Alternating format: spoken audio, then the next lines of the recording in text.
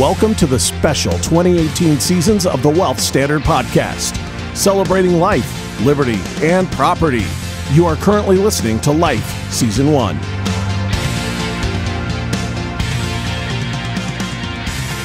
Okay, so John, welcome to the show. It is really going to be a cool interview. I was hesitant when I had my media guy reach out to you, and I was hoping that you would do the interview because I would say the book Boomer Reinvention there's not many like it out there, if any. And so I can't wait to kind of get into your story and what you do for those to kind of reinvent their career, specifically for those over the age of 50. But first off, welcome to the show. Thanks for being here. Well, thanks for having me, Patrick. It's great to be on. So let's just start with giving the audience an overview of like where your story is. Like where have you come from? How did you get to the point where you're actually doing this? Because it's a very different type of, I would say, career in a sense, or value proposition. But I'd love to hear your story. Well, first of all, I just want to kind of pick up on what you were saying in the intro, which is that as far as I'm concerned, retirement as we expected it is over, right? Retirement at age 65 is a myth. I don't know, how we got to this point where we bought into it, those of us in the boomer generation. But waking up at age 60 and realizing that the culture and the society are telling you you're going to retire in 5 years is pretty ridiculous. When you realize that according to the Census Bureau, 1/3 of us who reach age 65 are going to be living past 90. So as you were saying before we started, how can you think that you're going to save money for 30 years? That is, if you've actually been saving for 30 years, which few have, and expect to live another 30 on that money. So that's the framework against which we are going to carry out this conversation. And as to how I kind of had this wake-up call, it was actually completely unexpected. I had been for 35 years an executive and film producer in the entertainment industry here in Los Angeles, and most recently working at DreamWorks Animation in the 2000s. And I had always been interested in shifting my career into education. I thought that was a great way to go out, to take what I had learned over the course of my career and give it back. I thought it made a lot of sense. And I was constantly being asked to speak over the course of my career and do classes. And so it was something that I really enjoyed. And after my career hit a wall at age 50 in 2002, I'd had a startup during the tech bubble. And okay. The startup went belly up in 2001, along with a million others. Yeah. Yeah. Everyone just, flipped over. And I really didn't know what I was going to do. I had this real existential crisis. I didn't feel like I wanted to go back to the kinds of executive jobs that I had done in entertainment. And I really had no idea. So I decided I was going to go back to school on this idea of maybe veering into education, something along those lines. And I took a master's degree in counseling and spiritual psychology here in Los Angeles, because I didn't think necessarily I was going to be a psychologist, but I felt that at least this would give me an opportunity to know myself better and to better understand people. And perhaps something out of there would click. And sure enough, after about a year in the program, before I even had a chance to finish the program, I wound up finishing it a couple of years later. I was offered a job at DreamWorks, this job that I had at DreamWorks. But what was interesting about the job was that it was in a very different frame. It was much more towards people and leadership initiatives. It was a time at the company where they were growing very quickly. They were moving from a traditional animation company to a digital animation company. I had startup experience in the technology sector. So it was a really good mix and a good timing, really, for me to go into that company. I had a great time there. Started all sorts of education-oriented initiatives to develop the leadership and intellectual and artistic capital in the company. But then when they were shifting directions, they were kind of out of startup mode by 2008, 2009. The recession had hit. Things were changing, and we came to a parting of the ways. And it was a really interesting kind of, a milestone for me, because I like to dine out on the fact that I've been fired 39% of the time in my career in Hollywood. Now, in Hollywood, that's not unusual. That's not uncommon, yeah. It's a very, very unstable, up and down kind of a business. But when you think about it in the rest of the economy, that's kind of a astounding number, particularly for people who were raised as I was, to believe that you got a good education, you got a good job, you stayed in that job as long as you could, 40 years in that job in one company, and you got to retire with the gold watch and sail off into golf and cruises, right? And play with the grandkids. Well, it hasn't really worked out that way. And what I realized is that in this 39% of the time thing, that I was reflecting through my career the reality of work today, which is that it's about fit, right? And in a changeable business culture, you've got to fit. And if you're not going to fit, you've got to move on, right? It's much more of a freelance, consultant-based, really, culture, right? And I say this to my Boomer clients, as well as to the grad students that I work with in this grad program that I co-run, which is that you want to position yourself in your mind as a consultant delivering value to a client, and you never want to think of yourself as an employee working under the supervision of a supervisor or manager. Right? Well, I would say a way to look at that is, someone that goes throughout maybe 20, 25 years in a career to the age of 50. I mean, look at, if you were to identify, their attributes, their skill set, their experience, whether it's management of people, or, whether it's a technical skill. I mean, those are assets. I mean, that's something that is valuable to so many people. And you're right. This amazing transition from the status quo, punch in, punch out philosophy when it comes to, employment, completely changing.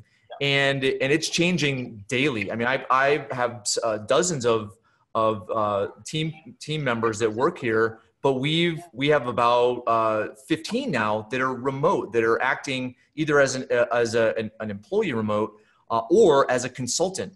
And that's the thing. It's I think most people, if they realize that what they're building throughout their career was a set of assets, a set of things that are valuable to others, at some point they can use those assets more on their terms, okay, to be, what I call it is more financial freedom, not retirement. So, and that's what it sounds like you're saying something very similar. Right. I think it's what you're describing is what I call portfolio. It's more of an artistic approach to your career, where what you're doing is you're gaining various interrelated skills and experiences that are going to make you this unique value proposition to someone out there. And that, I think, is the way to look at career today, as opposed to, as you say, punching in company loyalty, which of course is gone. So anyway, this all kind of, the wake-up call really occurred for me around 2012, and I had this really unusual opportunity. I was asked to deliver a TEDx talk, and the topic of the day was transformation. And I had keynoted for these people before. There was the Long Beach Community Foundation. And I said, so do you want me to talk about the transformation that has occurred in the entertainment business? Because of course, entertainment has all gone digital and distribution is disrupted, and you see the rise of streaming services versus studios. And they said, well, that's nice, but you can talk about whatever you want.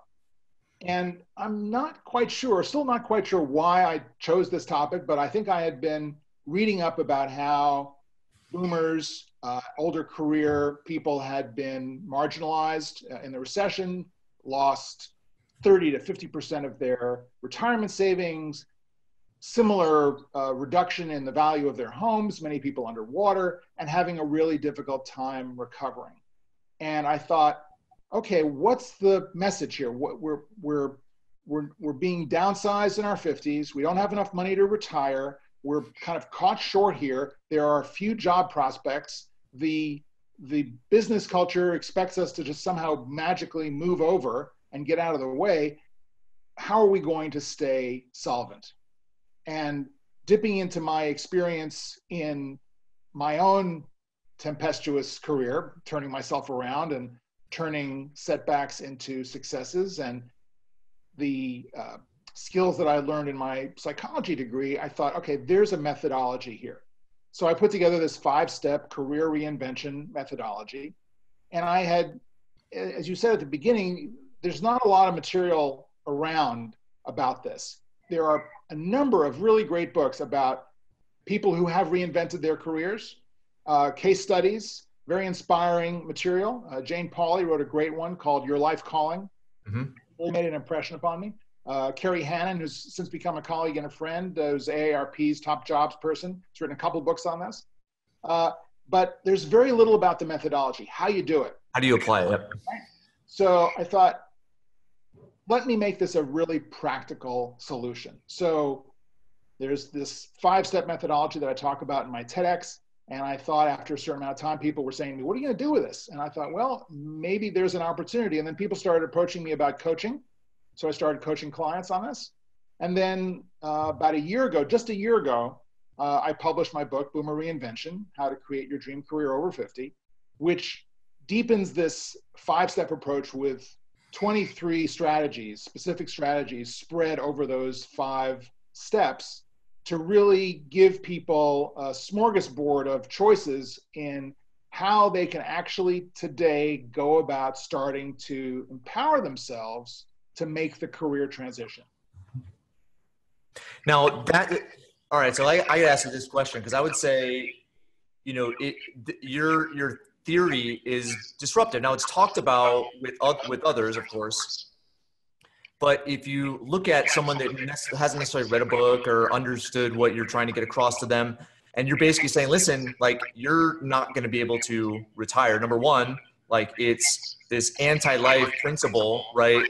Where it's, basically, if you stop working, like, that's not natural for human beings. We're meant to take who we are and be of value to other people. That's just naturally ingrained in us. So you're removing that from your life.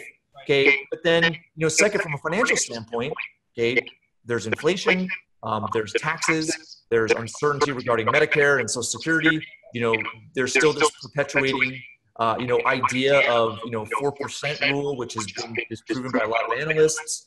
And you have a whole, big, huge group of, baby boomers that are, the tidal wave is like, staring us in the face, and it hasn't really even hit yet. I think the youngest baby boomer is still in their 50s, right? And so it's this idea that, like, it's a difficult pill to swallow. So talk about, how you go about saying, listen, this is probably not very likely. We're gonna have to do something about it. And then, what's the response? It's interesting that you characterize my work as disruptive. I think of it the reverse way. I think that the system that we have been living under, deluding ourselves under, is disruptive. Because what you're pointing out is really true, that human beings want to work, they want to be engaged, they want to be useful, and that concept, I think, is really key to my methodology. And what's disruptive is this idea of stopping and somehow going off into a corner with other old people and waiting to die. That just hastens death. It doesn't really support life. And let me digress for a second, because there was a kind of a flashpoint for me about 10 years ago, before I even got into any of this. I was up late channel surfing, and I came across a Oprah rerun.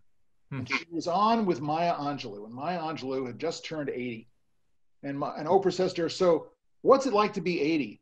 And Maya Angelou gets this amazing expression on her face, this expression of awe and wonder. And she kind of leans forward in her chair and she reaches out to the audience. She says, oh, being 80 is the most wonderful experience I've ever had in my life. She said, I thought my 70s were great. Being 80 is so fantastic. I wish all of you will live to be 80 because you have so much to look forward to. And I thought, oh, wow, I want that, right?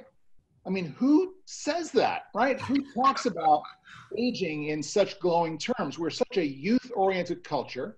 We have endemic ageism perpetuated throughout our businesses. If you are over 50, you can't get an interview for a corporate job in this country, right?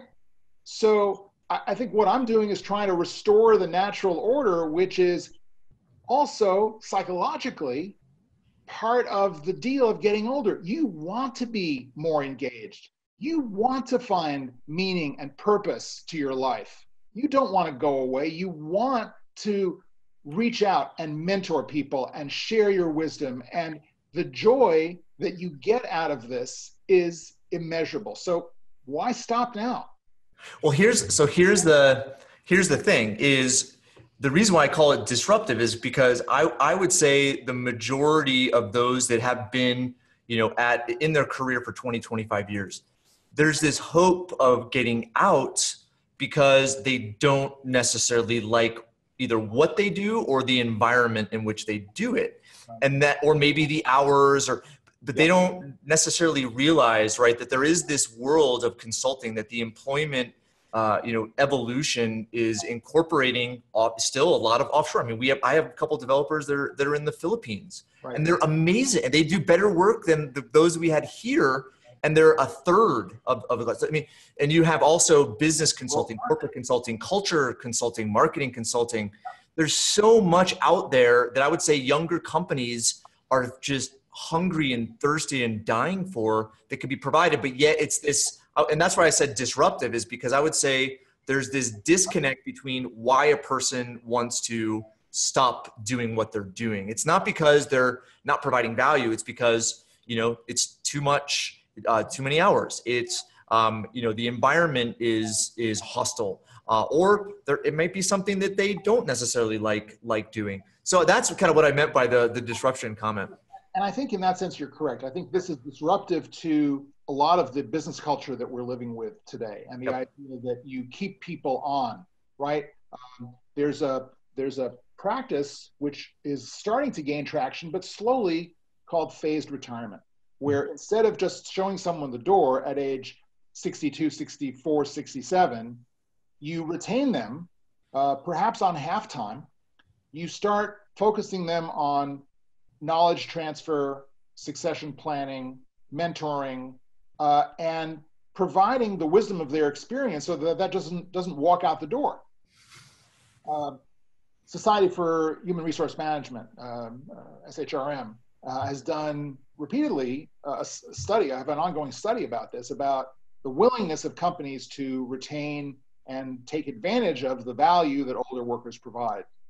And sadly, this is a slow starter. I believe that the economy is going to compel companies to consider and retain workers for two reasons. One, because in a disruptive economy overall, you need all hands on deck, right? You need the ideas and the energy of youth. You need the wisdom and the perspective of age to work together seamlessly to solve the problems of tomorrow. Number two, you can't expect the entitlements, infrastructure that we have in this country to support 76 million boomers retiring between now and December 31st, 2029, which is when the last boomer turns 65. It's just not going to happen. We need to really do something about extending the employment opportunities for people. And regardless of what you call the retirement age itself and what you legislate as the retirement age, the fact is, and this is a whole other conversation, that poorer people have worse health, have less ability to work at advanced ages than more middle-class people. Mm-hmm. So we've got lots of social problems around this, around the idea of, okay, well, everyone's going to retire at 70 or 75. Well, that's not going to work either, right? It's a very nuanced problem. I'm just trying to focus on people who are looking at their lives and saying, I want to keep working. I don't know what to do. I don't know how to either stay in my current job, recover from having been fired for I'm not sure what reason from a job I've had for 20 years, and being pulled out of a culture and a community that are my friends and my family. People are devastated by this dilemma.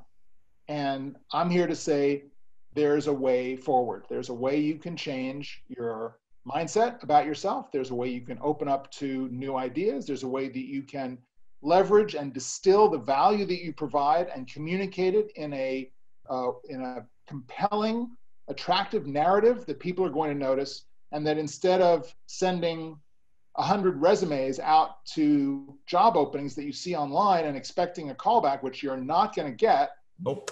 right? You use your network. You Use your network.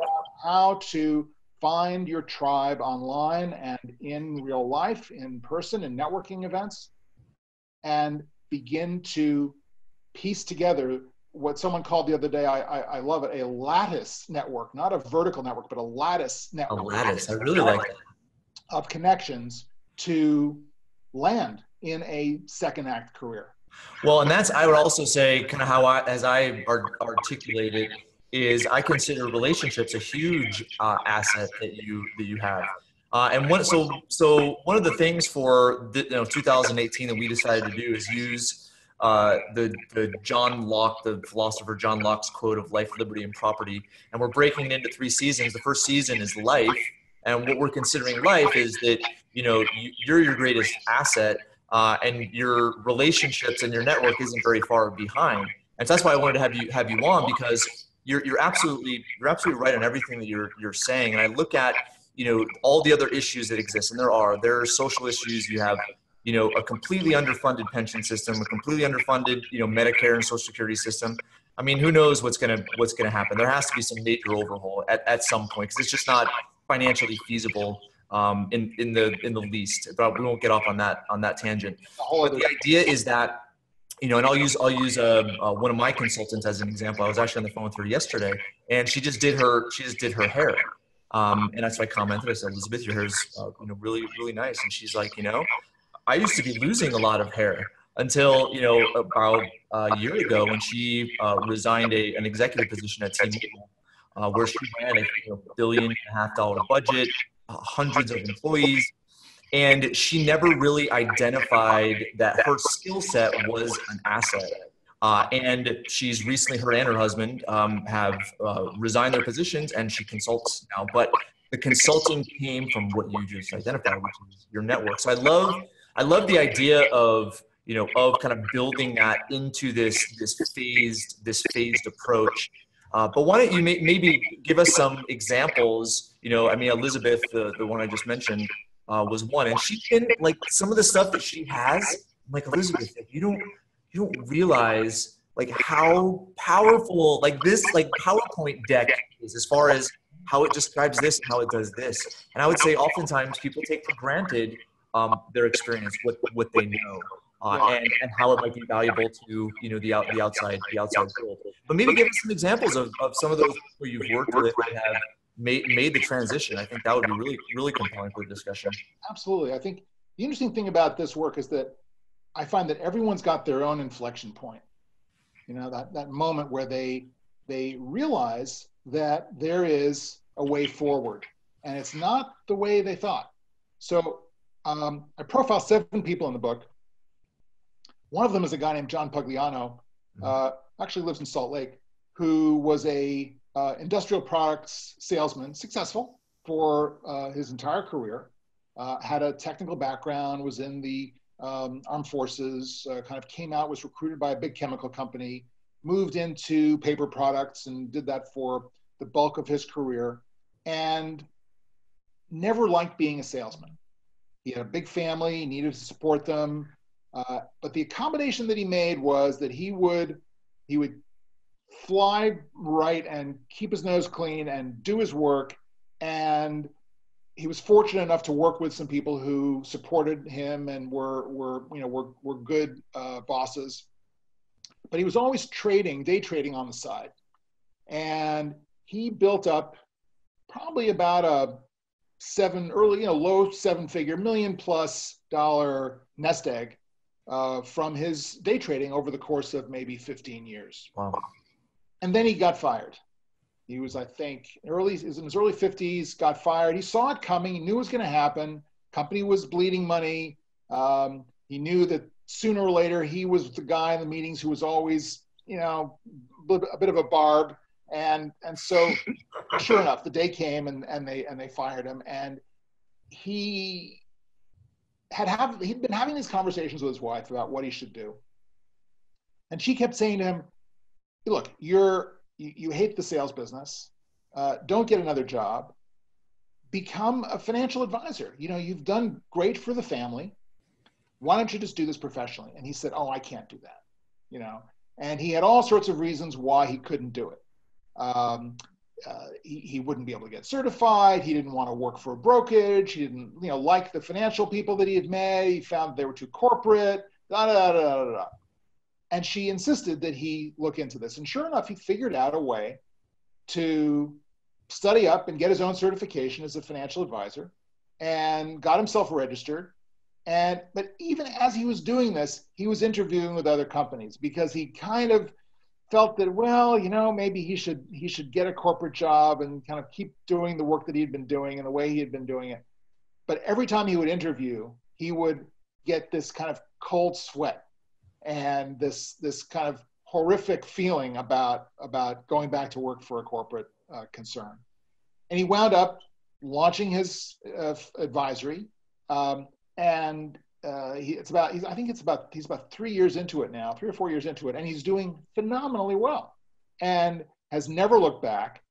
But it was about reframing that mindset, right? And I think that is one key factor that everyone has to go through. And the clients that I work with, this is the first step in my book, and it's the first step that I work on with clients, is to really look at your limiting beliefs about who you are, what you bring to the table, and what opportunities there are out there for you.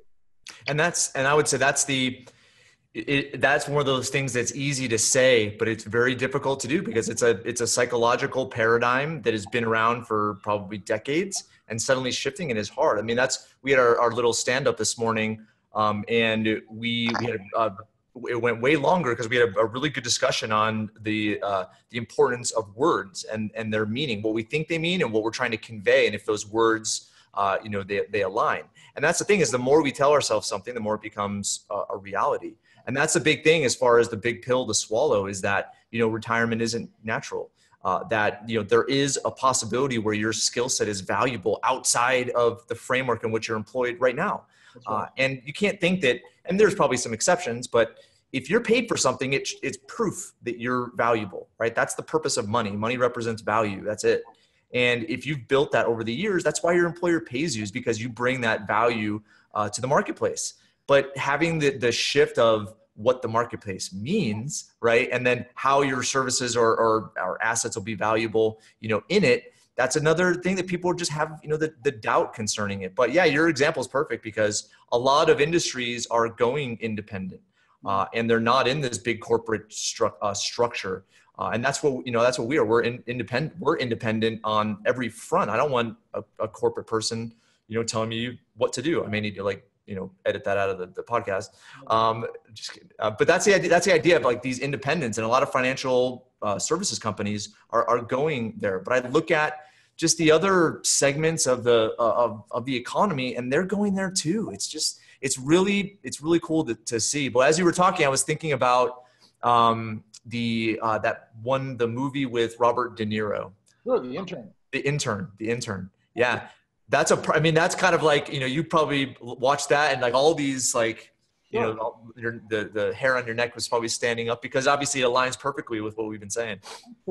Absolutely. And I think it's interesting that you are talking about words, in your meeting, because this, I think, is another obstacle that people have about understanding how to express the value that they represent. Mm-hmm. And one of the most important aspects of, I think, a career reinvention today is the proper use of LinkedIn, and how if the network is going to get you the connections and get you the traction, then your LinkedIn profile, I feel like I'm this shill for LinkedIn, but it really is the one place where you can represent yourself with total control. And the LinkedIn profile is one of the most underused, underexploited tools that career seekers have, particularly over 50, when they have a lot to talk about and they have challenges around being able to do that. So I think you got to look at that summary, those 2,000 characters. And if I can kind of like do a little plug here for your listeners, you got to look at that summary as a narrative expression of where you want to go, not what you've done. That's what that whole experience section is for, which is like the resume section. The summary is the vision statement. The summary is all of the values that you stand for and the observations and the wisdom that you have about the business that you're in and the statement of forward-looking achievement that you want to make. Do you know who Cameron Herold is? No. So Cameron Herold, he was the COO. He runs the COO Alliance, and he also he was the COO of 1-800 Got Junk. He's written Meetings Suck is one of his books. very forward. Yeah. He's really nice. He's a Canadian, really cool guy. But he's basically identified this whole idea of vision, right? And I think he's writing a book called the Vivid Vision, and I followed it for our company. But that it's powerful because most people never do that for their life, right? Or their position. They see it as part of like their what their executives did. But most of that crap is like meaningless. I mean, look at Wells Fargo. If you were to read like Wells Fargo's vision and their mission and their values, right, it's like the complete opposite of like how they behave. With how they practice. Right? So it's like complete, so the idea of like a vision statement, I would say, is somewhat cliche. But at the same time, if you look at it, how it applies to you and what you want, thinking through that and really, maybe doing some things, as you mentioned, in advance, help kind of prepare you for the right state of mind to look forward to the future. And I think most people are going to realize like, wow, like sitting around with grandkids, right, and playing golf is going to freaking suck and I think, most people wouldn't describe it as such, but I would say, they're no longer valuable to society. They're not going to articulate it like that, but that is absolutely true. And it's one of those things where at 50, like 50 is like the new 30, I would say, because of just the vitality, mentality that, for lack of a better way to explain it, in our society is like people want to be healthy. They want to eat well. They want to have energy.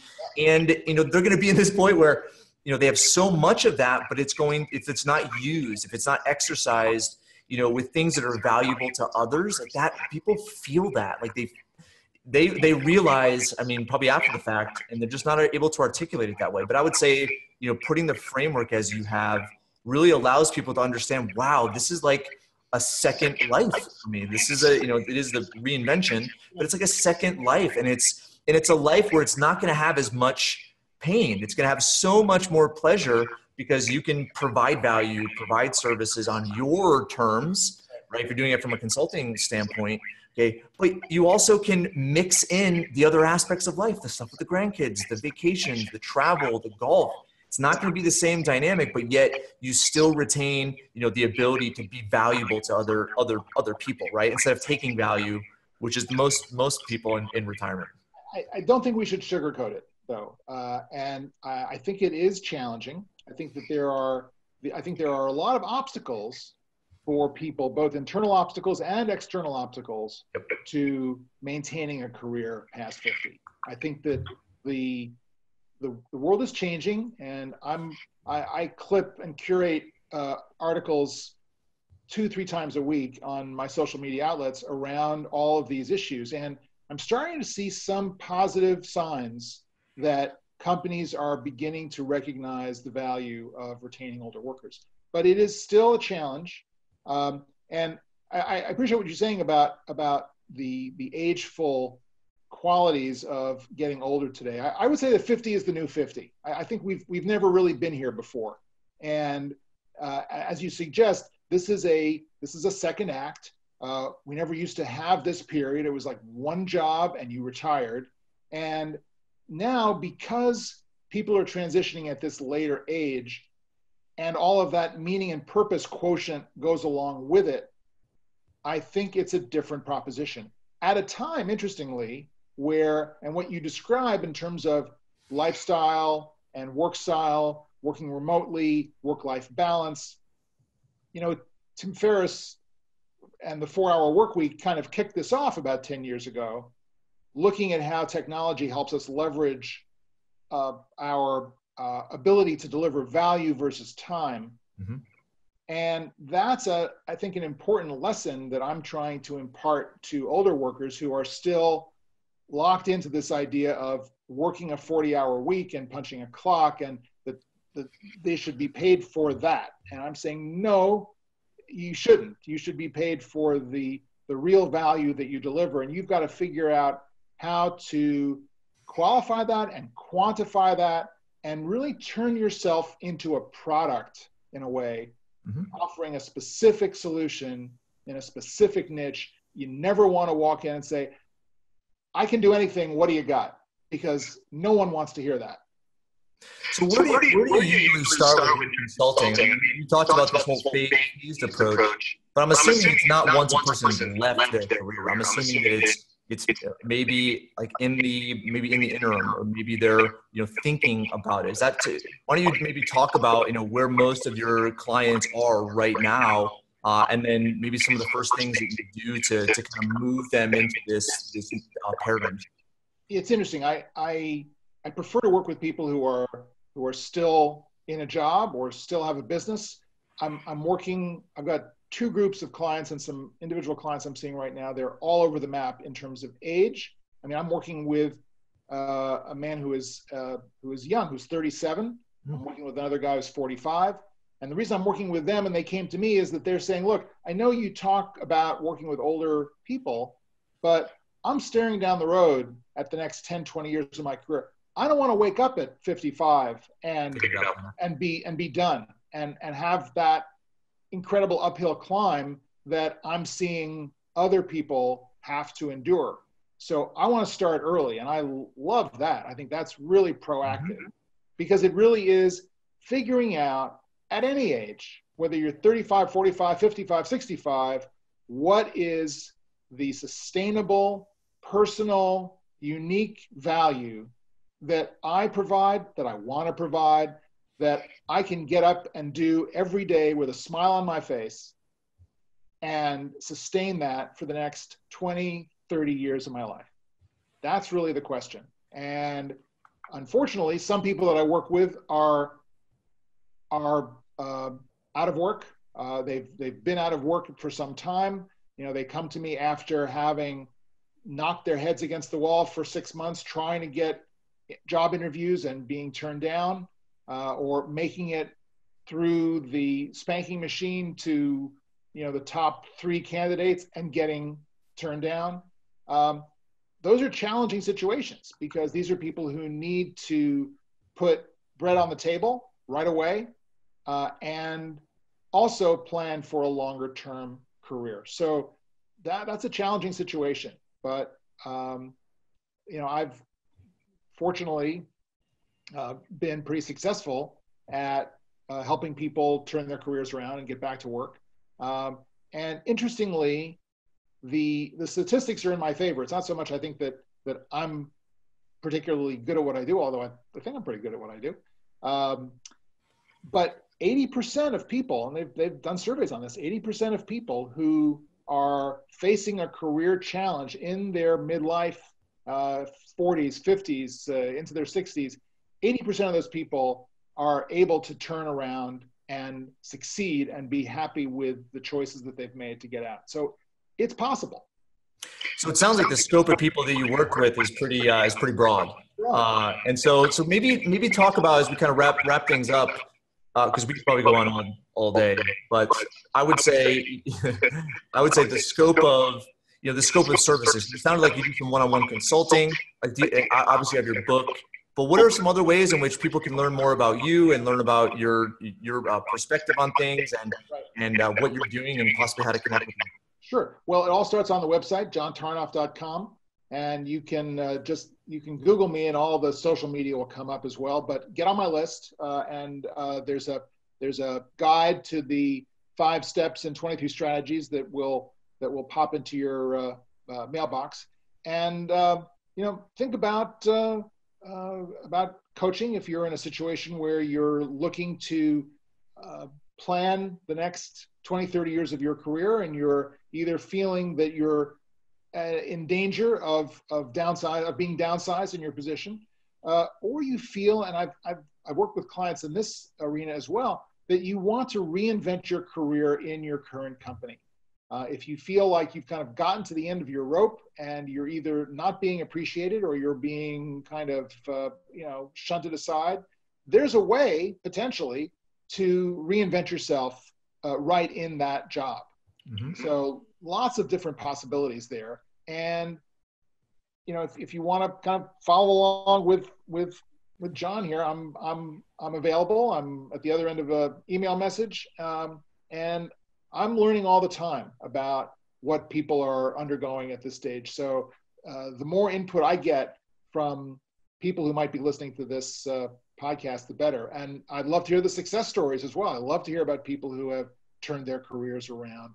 I'm happy to share that out to my community.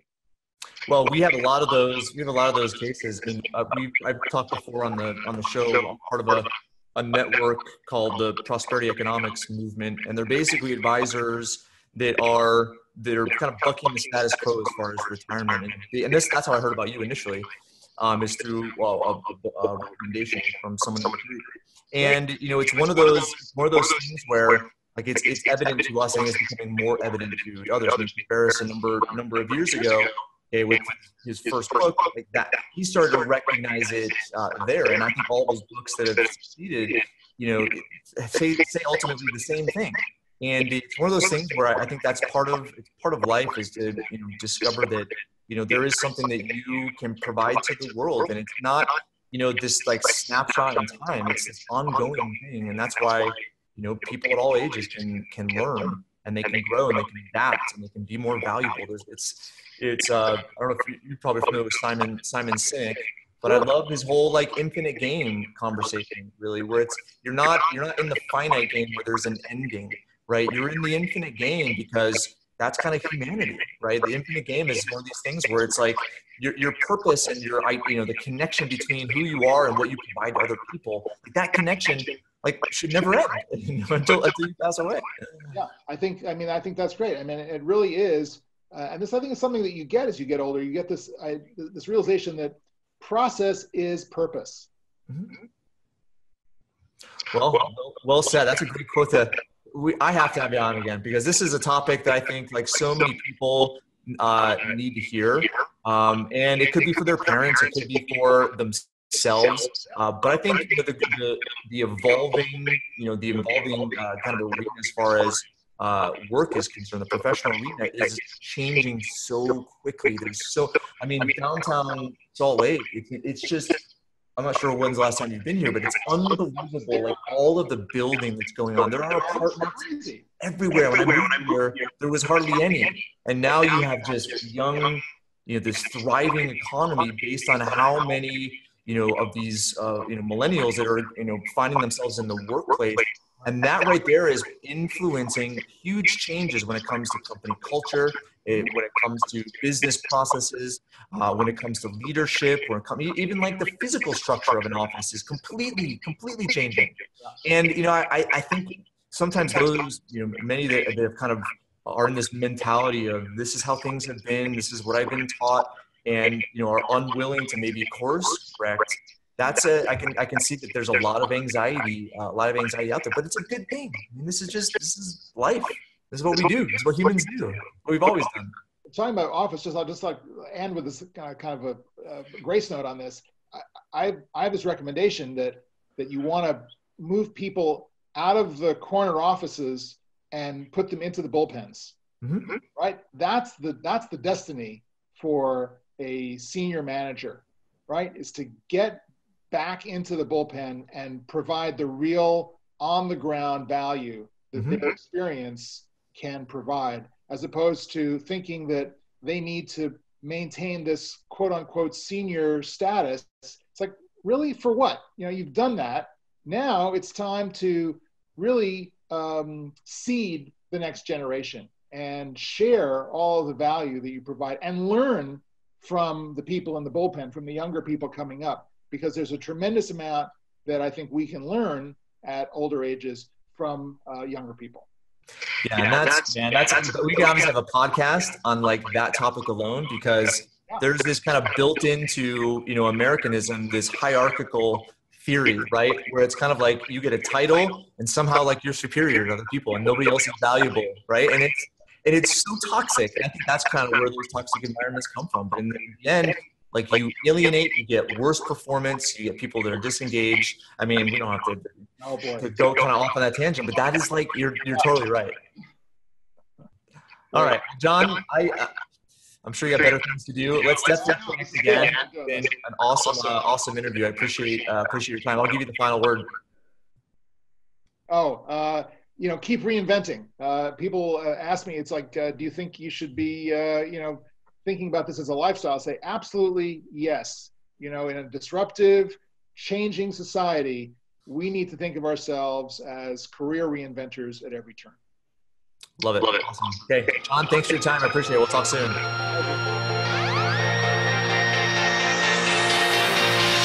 Thank you for joining us as the Wealth Standard Podcast spends all of 2018 celebrating life, liberty, and property. Be sure to leave us a review on iTunes, and we'll see you on the next one.